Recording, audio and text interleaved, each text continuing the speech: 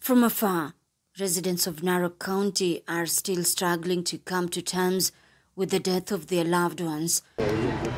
They are reeling in pain, a wound that cuts deep into their hearts and emotions. Last Monday's events have left them waiting for justice following the death of 5 community members. Today, Vocal Africa, a human rights lobby group, was present to witness the autopsy exercise in Narok. CEO Hussein Khalid confirmed that the 5, reportedly killed by GSU officers during a land dispute, died from close-range gunshot wounds. 3 of them gunshots to the head and 2 of them in the abdomen. And it's really unfortunate that Kenyans continue to lose their lives in this manner. Not far back, President Ruto said that cases of extrajudicial killings will cease immediately. Unfortunately, it's still happening. In pursuit of justice, he is now calling for the immediate interdiction of the 5 officers. Kijana wangu anaitwa Isaya Kilgoris-Kisii. Amewawa akiwa anapalilia mahindi kwa shamba, na amestukia tu maaskari wanaingia na kufamia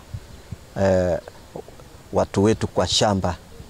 And we're saying enough is enough already. Too many Kenyans are losing their lives by the bullet.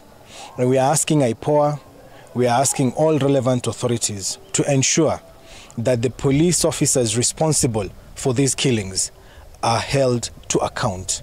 With the youngest victim being just 15 years old, Hussein described the killings as heinous and extrajudicial, something the president had vowed to put an end to.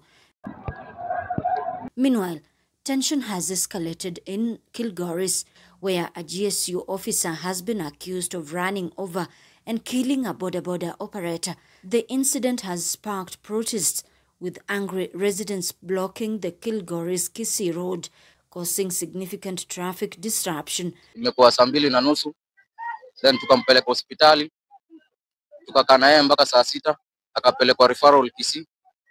Early in the morning saa 9 tunapigiwa simu ati jamaa wetu ametuacha.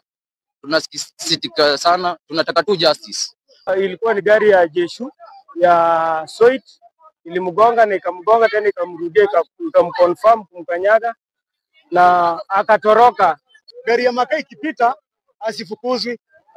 Jamaa boda akishikwa hata ameguza gari ya mtu inakuwa police case. Lakini gari ya serikali ikigonga mtu hapa kama lori ya Kilgoris hapa police station iligonga mtu wa bike, kesi ikapoteshwa. Ya GSU pia iligonga mtu ikamuua, tukanyamazia. Yule mtu wa 3 tutanyamazia, tutajielewa lini kama na barabara ya Kilgoris.